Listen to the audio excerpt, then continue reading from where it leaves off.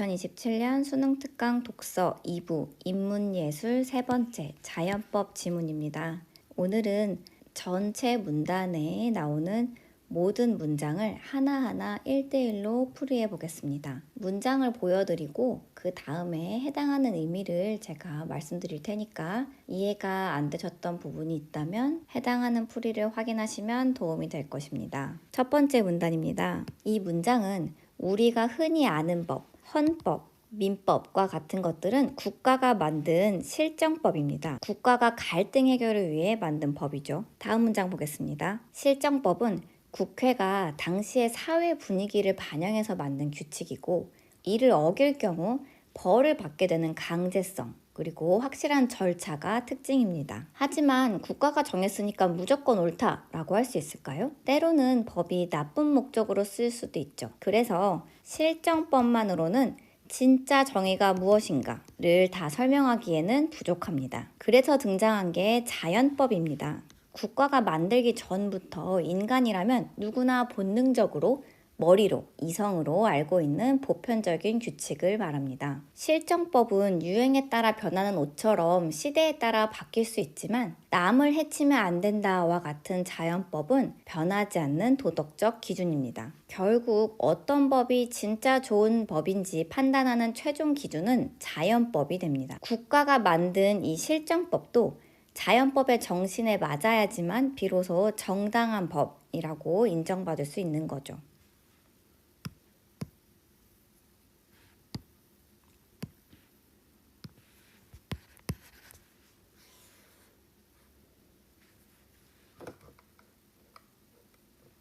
이 문단에서는 고대부터 중세까지의 자연법에 대해서 말하고 있습니다. 자연법이 어느 날 갑자기 툭 튀어나온 건 아닙니다. 스토아 학파가 정리하기 전부터 이미 헤라클레이토스, 소피스트, 아리스토텔레스와 같은 사람들은 인간과 자연 사이에는 변하지 않는 질서가 있어. 그게 보편적 질서죠.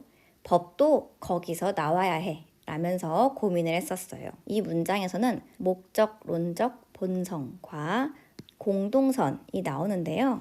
단어 뜻을 설명해 보겠습니다. 목적론적 본성에서 목적은 나아갈 목표입니다. 본성은 사물이 본래부터 가지고 있는 특성이죠. 따라서 모든 존재는 태어날 때부터 정해진 목적을 향해 움직이는 성질을 가지고 있다라는 뜻입니다. 아리스토텔레스는 도토리의 목적이 참나무가 되는 것인 것처럼 인간의 목적은 이성을 발휘해서 행복과 정의를 이루는 것이라고 보았습니다. 다시 말해서 우리는 그냥 태어난 게 아니라 어떤 완성된 모습을 향해 달려가는 본성을 가졌다라는 뜻입니다. 공동선은요, 공동, 둘이 사는 사람이나 단체가 함께하는 걸 말하죠. 선, 착하고 올바른 것입니다. 그래서 나 혼자만 잘 먹고 잘 사는 게 아니라 사회 구성원 전체에게 이익이 되고 올바른 것을 말합니다. 자연법의 뿌리에는 나의 이익을 넘어서 우리 모두를 위한 보편적인 정의가 담겨 있다는 뜻에서 사용이 됐습니다. 이 용어를 머릿속에 넣으시고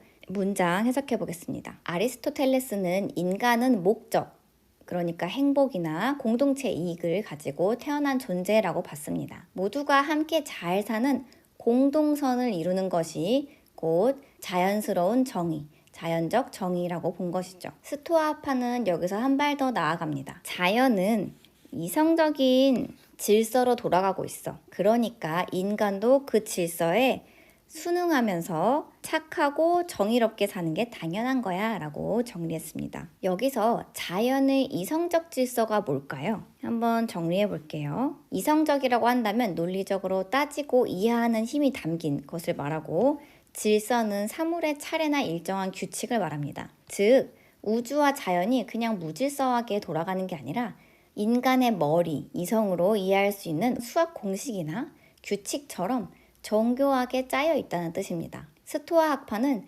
자연이 이성적으로 설계되었기에 인간 역시 자신의 이성을 사용하면 자연스럽게 정의로운 법을 찾아낼 수 있다라고 믿었어요. 그래서 우주가 이성적인 질서로 돌아가고 있으니 인간도 그 질서에 순응하자라고 얘기한 거죠. 다음 문장 보겠습니다. 여기서 이성은 단순히 계산하는 머리가 아니라 우주의 질서를 알아차리고 그와 조화를 이룰 수 있는 능력이 됩니다. 이러한 생각은 로마로 넘어가서 실제 법을 만드는 기준이 됐고, 시간이 흘러서 중세 시대에는 교회, 신학과 만납니다. 이제 자연법은 신이 만든 세상의 질서가 된 것이죠. 여기서 아퀴나스가 등장합니다.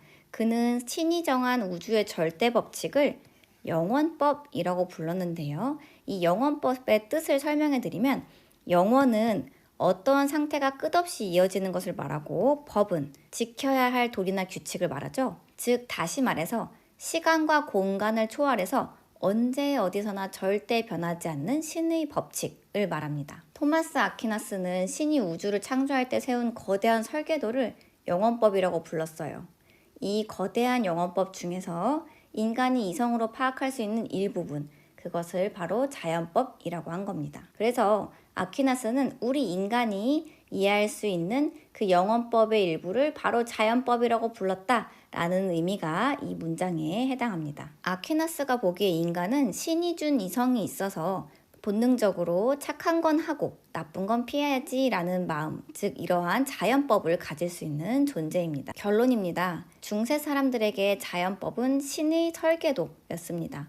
그러니 사람들이 만든 이 실정법도 당연히 이러한 신의 설계도에 맞춰서 만들어져야지만 정의롭다라고 인정받았던 것입니다. 세 번째 문단 보겠습니다. 마리탱은 자연법을 저 멀리 우주나 하늘, 신에 있는 게 아니라 우리 인간 본성 안에 이미 들어있는 규칙이라고 생각했습니다. 그래서 복잡하게 머리를 굴려서 계산, 추론하기 전에도 우리는 본능적으로 착하게 살아야지, 함께 잘 지내야지 라는 마음을 느낀다는 거예요. 이거를 직관적으로 인식한다라고 표현했습니다. 따라서 자연법은 누가 시켜서 억지로 지키는 숙제가 아니라 내가 진짜 사람답게 살기 위해서 내 안에서 스스로 우러나오는 삶의 가이드라인이다 라는 뜻입니다. 하지만 자연법은 배고프면 밥 먹는 것과 같은 그러한 단순한 본능과는 다릅니다.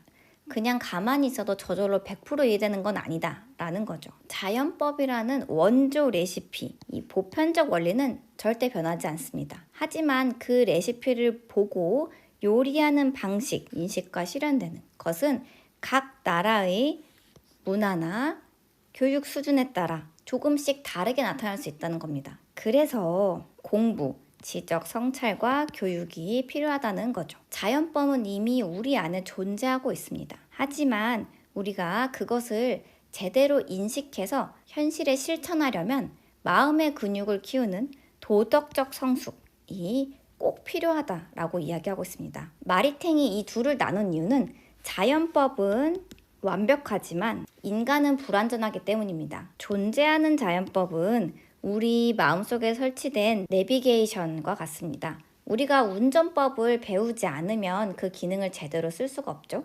그래서 내비게이션을 활용해서 길을 찾는 능력, 그것이 바로 인식된 자연법이다 라고 이해하시면 좋을 것 같습니다. 예를 들어 사람은 소중하다라는 마음은 누구나 가지고 있지만, 내재되어 있지만 이거를 법으로 만들기 위해서는 우리가 모두 머리를 맞대고 고민, 합의와 성찰해야 된다는 것입니다. 마리탱의 자연법은 어떠한 특정 집단만의 것이 아닙니다. 모든 인간에게 적용되는 공통의 약속이라서 오늘날 우리가 누리는 인권이라는 아주 중요한 개념을 탄생시킨 뿌리가 되었습니다. 왜 이게 인권 개념의 철학적 기초가 되었을지에 대해서 말씀을 드려볼게요. 자연법은 국가가 법을 만들기 전부터 인간의 속성, 인간의 본성 속에 이미 존재하는 것입니다. 따라서 인권은 국가가 베풀어준 선물이 아니라 국가라는 조직이 생기기 전부터 인간이 당연히 가지고 있던 권리가 됩니다. 그래서 국가가 마음대로 뺏을 수 없는 권리라는 그러한 방어막을 쳐준 거죠. 국가보다 먼저 존재하고 누구에게나 적용되는 이 자연법 덕분에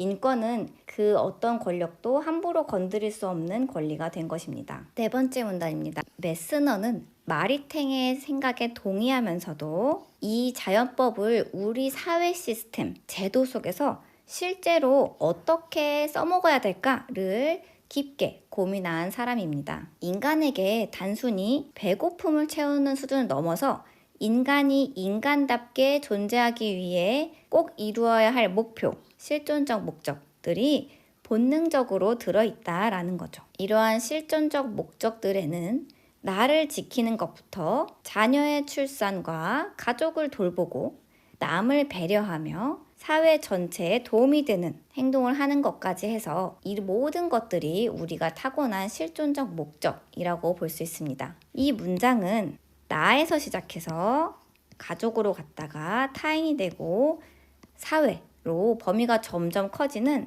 점층법을 쓰고 있습니다. 자연법이 개인의 마음 공부를 넘어서 결국 복지정책과 같은 사회제도로 완성되어야 한다라는 것을 강조하고 싶었기 때문이죠. 메스너에 따르면 자연법은 그냥 내 마음속 양심에서만 착하게 살아야지 하고 끝나는 게 아닙니다. 우리 사회의 구조와 법, 제도 자체가 이 목적들을 이룰 수 있게 도와줘야 한다라는 뜻입니다. 예를 들어서 노동자 보호법이나 가난한 사람을 돕는 그러한 복지 정책 같은 경우는 국가가 그냥 착해서 하는 게 아닙니다. 인간의 본질적인 목적을 지켜주기 위해서 자연법이 국가에 강력하게 요청하는 당연한 의무라는 거죠. 결국 자연법은 우리 공동체를 지탱하는 단단한 법적, 제도적 뿌리가 되어야 된다라는 결론입니다. 5번째 문단입니다. 여기서는 마리텐과 메스너의 자연법의 공통점과 차이점, 그리고 의의를 다루고 있는데요. 첫 번째 문장의 의미는 두 사람 모두 자연법은 인간의 본성에서 나온 보편적인 것이며 사회에서 구현되어야 한다 라는 데서 공통점이 있다라는 것을 알려주고 있습니다. 그러나 그들 간의 차이점이 있는데요. 마리탱은 우리가 도덕적으로 성숙해지면 자연법이 사회에 나타날 거야 라고 했고, 메스너는 사회가 제도를 통해 적극적으로 자연법을 실천해야 돼 라고 강조했다는 점에서 차이가 있습니다. 결론적으로 두 사람은 개인의 도덕성과 사회의 힘을 모두 고려하여 인간 존엄성을 지키자라는 데에 의의가 있습니다. 자연법 철학자들의 핵심을 요약해 보겠습니다.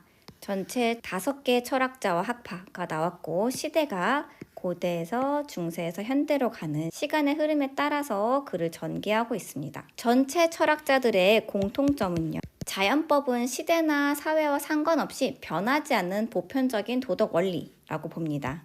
그리고 국가가 만든 실정법이 정당성을 가지려면 반드시 자연법에 부합해야 된다라고 주장하죠. 마지막으로 인간은 이성을 통해서 자연법을 인식하고 파악할 수 있는 능력이 있다고 믿습니다. 현대 철학자 마리텐과 메스너를 비교했을 때 공통점은요, 자연법은 인간 본성과 이성에 근거하며 사회 속에서 실제로 구현되어야 함을 강조합니다.